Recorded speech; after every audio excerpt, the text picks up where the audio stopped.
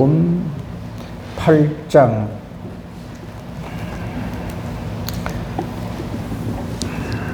12절부터 30절까지 오늘은 살피겠는데요. 말씀 봉독은 12절 말씀 한 절만 하겠습니다.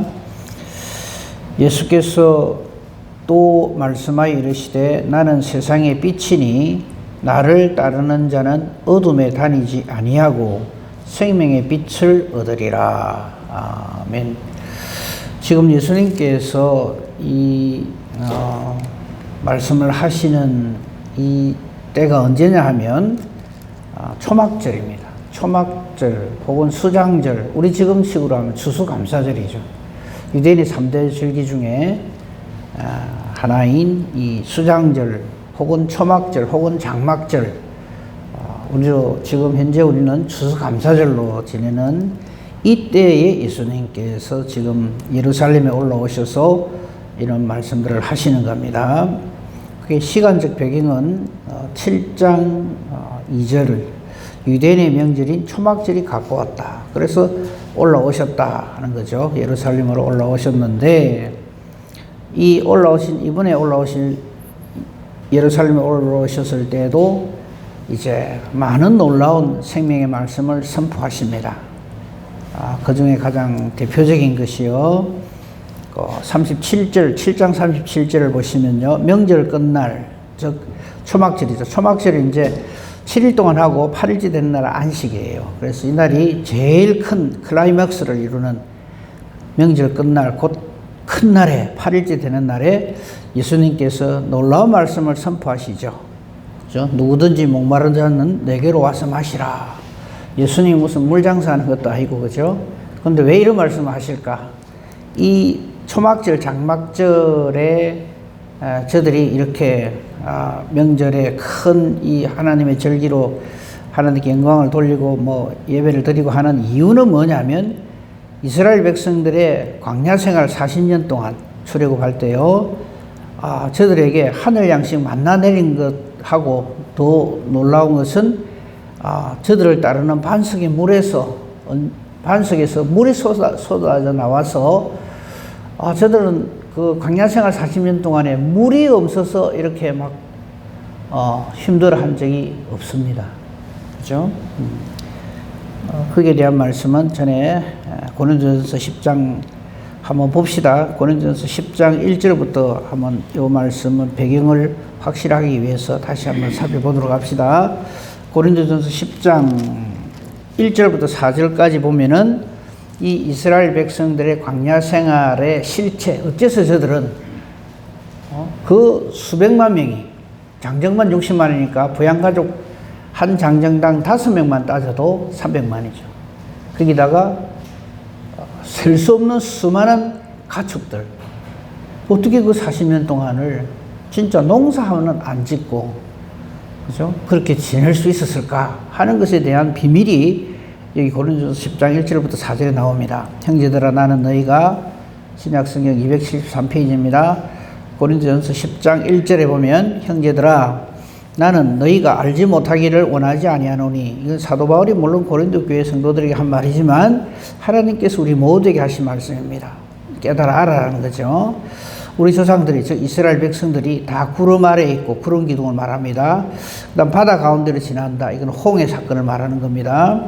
모세에 속하여, 이거는 모세의 지도하에 다 구름과 바다에서 세례를 받고, 이거는 구름 기둥 불기둥으로 하나님의 구원의 은혜를 누렸죠. 사실 광야 생활을 한다는 것은 낮에는 엄청난 태양빛과 밤에는 광야의 그 혹독한 추위 속에서 살아날 수가 없죠. 그런데 하나님은 구름 기둥으로 햇빛을 가려주시고 불 기둥으로 밤을 지켜주시고, 그리고 이 구름 기둥 불 기둥이 저들의 지금으로 치면은 내비게이션 역할을 하는 거죠. 구름 기둥 불 기둥이 움직이면 같이 움직이고 서면 그 자리에 서고, 그리고 이게 아주 딱 날을 정해놓고 가는 게 아니죠. 어떤 때는 한 달이고 때로는 1년도 가만히 있을 때가 있고 어떤 때는 계속 갈 때가 있고, 그건 우리 그 모세오경에 보면 그 내용이 잘 나와 있습니다. 뭐 아시겠지만 다음에 기회가 되면 한번 살펴보도록 하겠습니다. 어쨌든 그 구름과 바다에서 세례를 받는다는 것은 홍해 사건, 저거는 이스라엘 백성들이 완전 멸망당할 위기였죠. 그런데 그 멸망의 위기에서 놀라운 구원의 은혜를 누리게 되는 거죠. 그거를 이 성경은 사도 바울은 이걸 세례라고 표현합니다.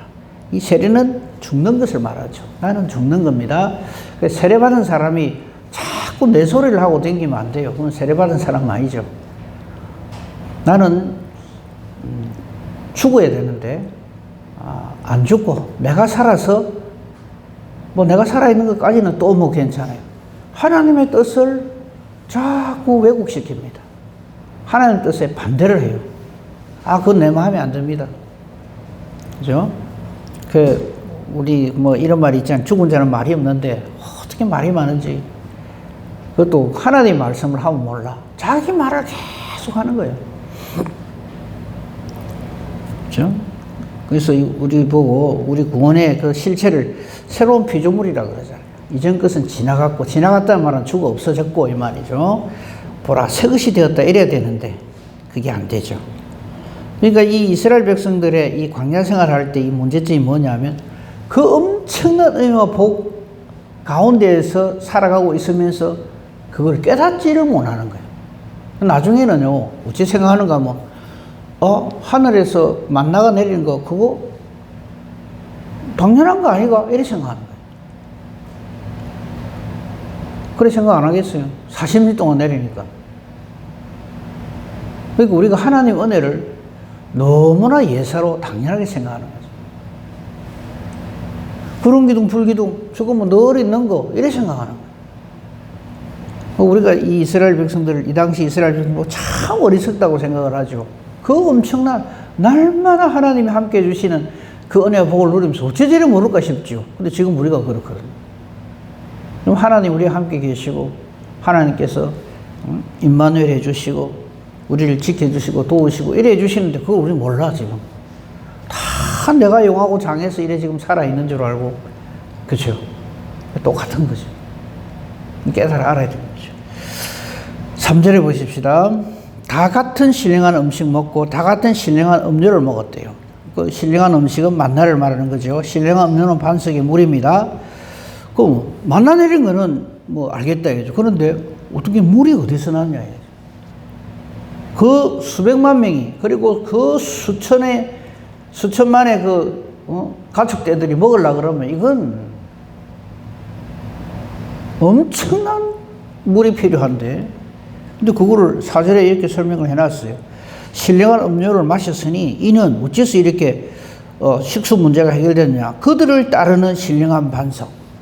저들이 가는 곳마다 구름기둥, 불기둥만 이렇게 가는 게 아니고 반석이 따라다녔대요. 제가 말씀드렸죠. 궁금하면 하나님께 물어보면 나도 모르겠어요. 이게 반석이 따라다녔다는 게 무슨 말인지. 하여튼 성경이 있으니까요. 그들을 따르는 신령한 반석으로부터 저들은 물을 마셨대요. 근데 그 다음 말이 더 놀랍죠. 그 반석은 곧 그리스도시라. 그러니까 우리가 생각할 때, 광야 생활할 때 이스라엘 백성들이 훌륭한 지도자 모세의 영도하에 구름기둥, 불기둥, 뭐 하나님 보내주셨고, 뭐 하늘 양식 내리고, 뭐 반석을 치니까 물이 나오고, 그래서 잘 마시고, 그래서 40년 버텼다. 이렇게 생각하는데, 가만 들여다보면, 이건 전부 예수 그리스도에서 완성되어질 일들이에요. 그죠? 하나님 우리와 함께 하신다는 증거가 광야 생활 40년이거든요. 하나님이 함께 하신다는 것에 확실한 실체가 뭡니까? 예수 그리스도시죠. 예수님 오실 때 임마누엘, 하나님 우리 함께 계시다 함이라 이래 되겠단 말이죠. 지금 그거를 예수님께서, 자 우리 지금 보는 말씀으로 돌아옵시다. 요한복음 8장에서 증거를 하시는 거예요. 지금까지 우리가 오병이의 기적을 통해서 내가 진짜 백이 하늘 양식이다, 참 만나다 말씀하셨죠. 그거 안 봅니다. 다시 했단 말이죠. 근데 이번에는 뭐라고 말씀하시는가 하면, 내가 바로 생명에 영생하는 너희들로 하여금 다시는 목마르지 않게 하는 생명의 물이다. 그게 7장 37절이죠. 그걸 이 명절 끝날 이렇게 하는 거야. 왜 명절 끝날에 이렇게 하느냐 하면 이날이 안식일 뿐만 아니라 이 당시에 이 그 초막절, 즉 수장절 8일 동안에 어떤 행사를 하는가 하면 실로한 물을 기르다가 제단 옆에 은그릇에 붓는 의식을 해요. 계속.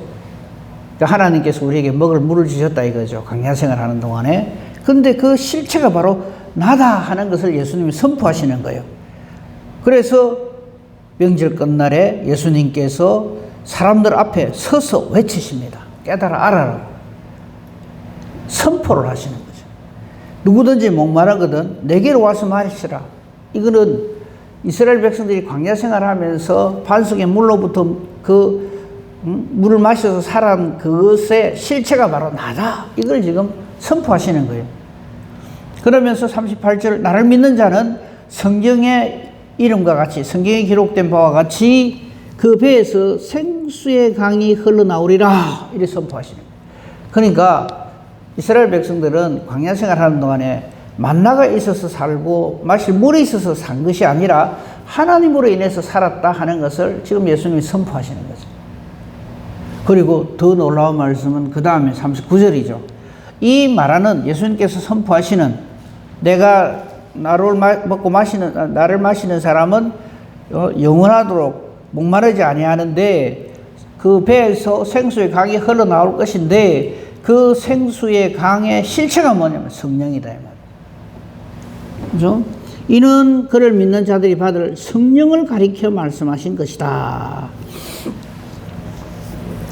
이걸 누가 알겠어요? 가르쳐 주시지 않으면, 알려주시지 않으면.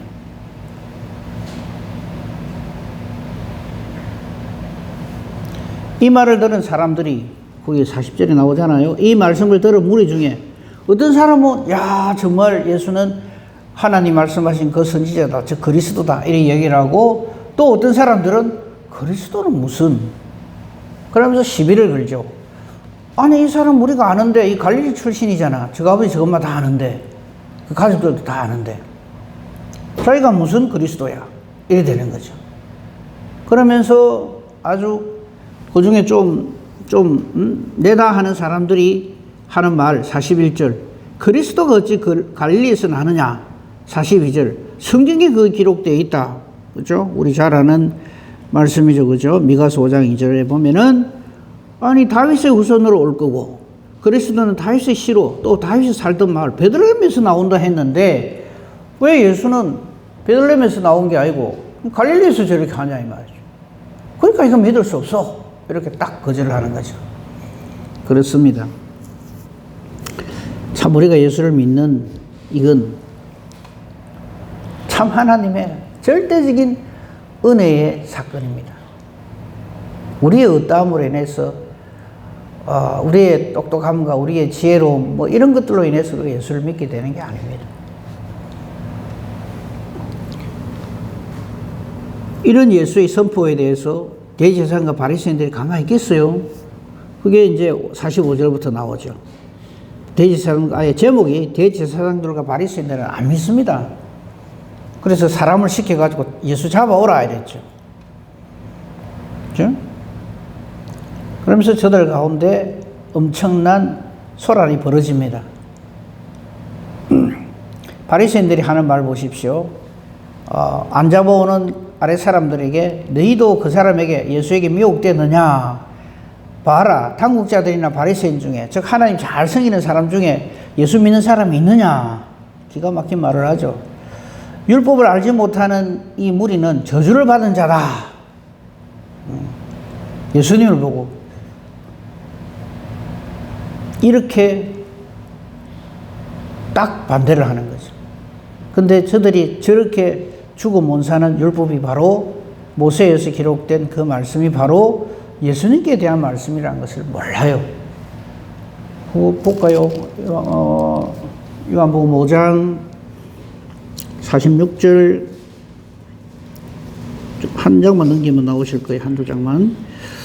예수님 하신 말씀 모세를 믿었더라면 또 나를 믿었으리니 이는 그가 내게 대하여 기록했다. 모르는 거죠. 예수님이 말씀해 주셔도 깨닫지 못하면 모르는 거죠. 그 율법의 주체자시요, 율법을 선포하신 분이요, 율법을 가지고 심판하실 그 예수님 앞에서 이런 소리를 하는 거예요. 그리고 이제 음행하는 여자가 우리 어제 봤잖아요. 이 음행하는 여자가 누구라고요? 나 자신인 줄 알아야 됩니다. 38년 된 병자가 누구라고요? 나 자신인 줄 알아야 됩니다. 우리는 하나님 앞에 38년 된 병자고 죄를 짓는 현장에서 바로 잡혀온 현행범이라는 것을 깨닫지 못하면 절대 예수님이 나를 향해 오신 것을 감사하지도 안 하고 그 의미를 깨닫지도 못하죠. 그럼 어제 했으니까 그냥 넘어갑시다. 그리고 오늘 이제 12절. 예수님이 또 이 말씀을 하세요. 지금 나는 생명의 물이다. 나를 누구든지 내게로 와서 마시라. 그죠? 나를 믿는 사람은 생수의 강이 그 배에서 흘러 넘치리라. 그래서 성령을 주실 것을 약속하신 그에 이어서 오늘 말씀 12절 예수께서 또 말씀하여 이르시되 그랬어요. 연결해서 봐야 됩니다. 또 말씀하십니다. 그러니까 그 현장에서 좀 전에는 나에게 와서 마시라. 내가 너에게 이제 성령을 주겠다 하는 약속이고 예수님이 바로 영원한 생명의 물이다. 반석의 물이다. 이 말씀을 선포하셨고 이어서 바로 하시는 말씀이 우리가 너무나 잘 아는 말씀. 나는 세상의 빛이다. 예수님이 세상의 빛이라는 말은 우리 많이 들었잖아요. 근데 왜 하필 이 초막절 수장절 마지막 날에 이 말씀을 하실까? 이 수장절, 즉 초막절 기간 동안에 이스라엘 백성들이 하는 의식이 두 가지가 있어요. 하나는 물에 대해서, 하나는 불에 대해서인데, 물에 대해서는 아까 말씀드렸죠. 실로암 못에서 물 기르다가 성전에 있는 은 그릇에다가 쭉 따르는 그 붓는 그 예식을 하고, 또 하나 하는 게 뭐냐면 그 초막절 기간 동안에 하나님께서 우리를 불기둥으로 인도하셨다 하는 것을, 구름을 만들 수는 없으니까 불은 만들 수가 있잖아요. 그죠? 그걸 만들어 가지고 성전을 8일 동안 환하게 비춥니다. 우리 하나님께서 우리 조상들을 이렇게 구름 기둥으로 불기둥으로 인도하셨다. 그게 초막절이란 말이죠. 그러니까 절정을 이렇게 행사를 하는 거죠.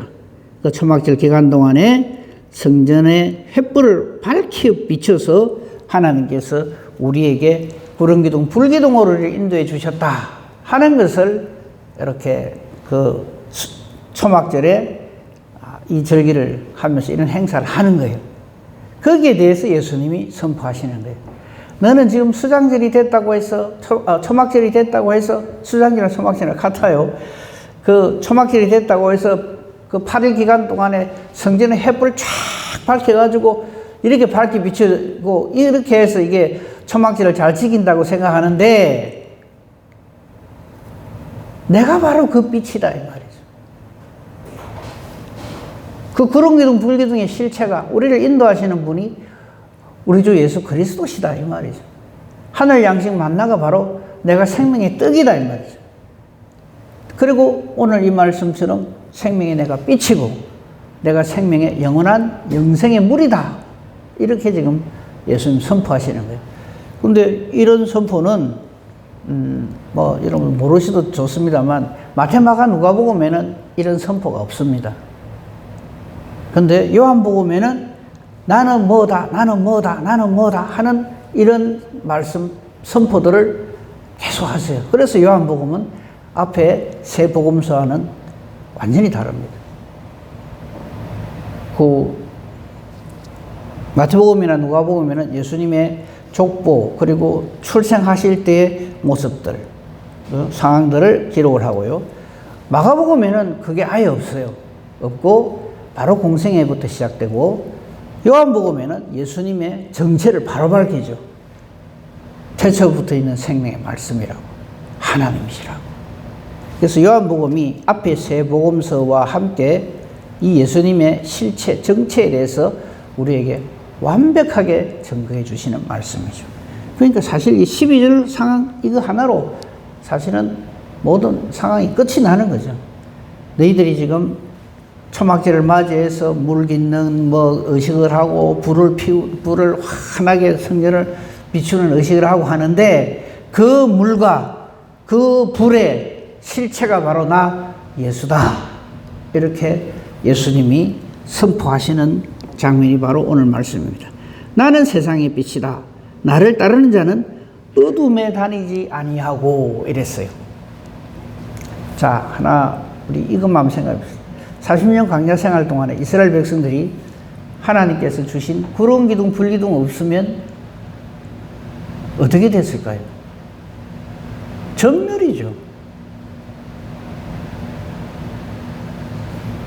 광야에서의 그 나무 한 그루 없는 거기에서 40도가 넘는 땡볕에 다 죽습니다. 밤에는 영하로 내려가는 혹독한 추위에 다 죽습니다.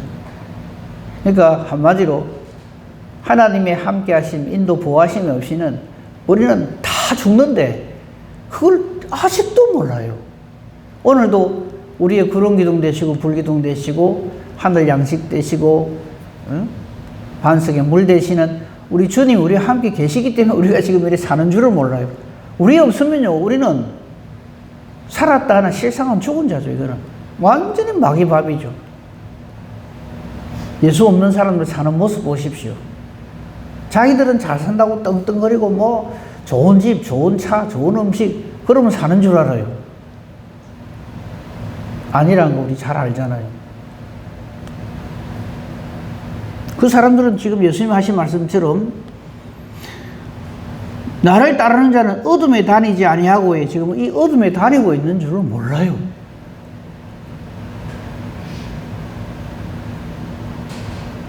그 예수님을 따르지 않으면 모두가 다 어둠에 다니는 사람이 된다 이거죠. 어둠에 다닌다는 게 무슨 말입니까? 마귀 놀이개가 된다. 우리가 이 세상이 마귀 놀이터가 되어 있잖아요. 저는 어릴 때, 우리 성도님들도 다 마찬가지겠습니다만, 어른들로부터 세상이 악하다는 말을 처음 제가 들었을 때 이해를 못했어요. 우리 친구들도 다 내하고 재밌게 잘 지내고 착하고 다 이런데, 뭐가 악하단 말이고, 참 철없는 소리를 하죠. 어떻게 세상 살만합니까? 말도 못 하잖아요, 이거는. 그렇죠? 지금 예수님 그 말씀 하시는 거예요. 나를 따르는 자는 어둠에 다니지 아니하고, 이거를 더 정확하게 말하면 예수님이 없는 사람은 어둠에 다니게 되어 있다. 다닐 수밖에 없다. 그죠? 성경은 아예 말을 합니다. 의인은 없나니 하나도 없다고 되어 있고요. 우리 모두는 다 우리 어머니가 모태에서부터 죄 중에 나를 잉태하고 죄를 먹고 마시고 살고 내 살고 싶은 대로 사는 게 이게 인생이에요. 그래서 결국 의인은 없나니 하나도 없다는 말은 결국 어찌 된다는 말입니까? 그죠? 우리 이미 그걸 다 알고 있습니다. 지금 그 이야기를, 그 말씀을 예수님은 이렇게 선포하시는 거예요. 이 초막절에 그 횃불이 환히 밝혀져 있는 그 성전에서 내가 바로 세상의 빛이다. 나를 따르는 자는 어둠에 다니지 아니하고 생명의 빛을 얻으리라. 바리새인들이 가만히 있겠어요? 바로 나옵니다. 13절에. 네 거짓말한다. 이렇게 예수님을 공격을 합니다. 그게 13절에요. 네가 너를 위하여 정언하니 너 정언은 참되지 아니하다. 이거 뭐냐면 지금도 그렇습니다만요. 어떤 그 판결을 하는 데 있어서 어떤 결정을 하는 데 있어서 꼭 필요한 게 뭡니까? 증인이죠. 증인. 그러니까 이 당시에도 보면 증인이 2사람 이상 있어야 그 말을 인정을 해줬어요. 그런데 이제 바리새인들이 딱 보고 예수가 세상에 빛이라 하니까 자기들 입장에서는 이게 말도 아니다 이거죠. 지가 뭔데 초막절에 와갖고 지가 생명의 물이다 하고 지가 생명의 빛이다 하고 이 당시 이 바리새인들 입장에서 얼마나 예수가 눈에 까시고 저 딱 보기 싫었겠어요. 딱 죽이고 싶었겠죠. 그래서 이렇게 공격을 하는 거예요. 2사람 이상이 있어야 이게 말이 인정이 되는데 너는 네가 니를 위해서 네 혼자 지금 증거하고 있지 않냐? 그럴 때 예수님 놀라운 말씀하시죠. 14절 내가 나를 위하여 증언하여도 내 증언이 참되다. 왜? 예수님의 정체를 예수님이 잘 아시기 때문에 나는 내가 어디서 오고 어디로 가는 것을 알고 하지만 너희는 내가 어디서 왔는지 즉 하나님으로부터 온 걸 모른단 말이에요. 그리고 앞으로 어디로 가는지 십자가 대속의 길을 가시고 부활로 승리하시고 승천하시고 하나님 보좌 우편으로 가셔서 온 세상을 심판하러 오실 것을 모르죠. 그렇죠? 이 사람들은 그저 자기들 눈으로 보는 것 외에는 믿지를 않는 거죠. 그래서 너희는 육체를 따라 판단한다. 이렇게 선포하시는 거죠. 그러나 16절 만일 내가 판단해도 내 판단은 참되니 이는 내가 혼자 있는 것이 아니고 나를 보내시니가 나와 함께 계심이라. 성부 성령 하나님과 함께 동행하신다. 이 말씀이죠. 그러면서 저들이 말하는 율법을 예수님은 그러니까 13절의 말씀을 예수님이 다시금 떨먹이 주시죠. 너희 율법에도 두 사람의 증언이 참되다 기록되었으니 자 나를 증언하는 사람 또 한 사람을 소개하겠다. 18절 내가 나를 위하여 증언하는 자가 되고 나를 보내신 아버지도 나를 위하여서 증언하시느니라. 하나님 아버지께서 나를 증언하신다. 그래서 내가 하는 이 모든 말은 참되다. 그렇죠? 내가 나를 위하여 증언하는 자가 되고 나를 보내신 아버지도 나를 위하여 증언하시느니라. 이렇게 말씀하시는 거죠. 보세요.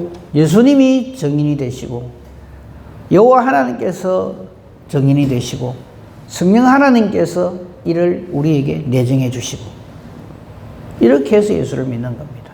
그런 거지 뭐 내가 열심히 특심이어서 다른 사람보다 내가 이렇게 예수를 위해서 열심히 신앙생활을 하고 이런 걸 가지고 우리가 내 믿음이 좋다 이렇게 생각하려고 하니까 이게 현대판 바리새인이 되는 거죠. 이 당시 바리새인들은요 자기들이 이 세상에서 제일 말씀을 잘 알고 제일 하나님 잘 섬긴다고 그렇게 생각을 했어요. 자기들 나름대로 이렇게 보니까 예수님이 도무지 이해가 안 되는 거죠. 그래서 성령으로 충만하여 말씀을 하나님 뜻대로 보지 아니하면 절대로 예수님을 알 수도 없고 하나님 일을 할 수도 없다 하는 것을 우리는 여기서 알 수가 있습니다. 그리고 오늘 여기까지만 합시다.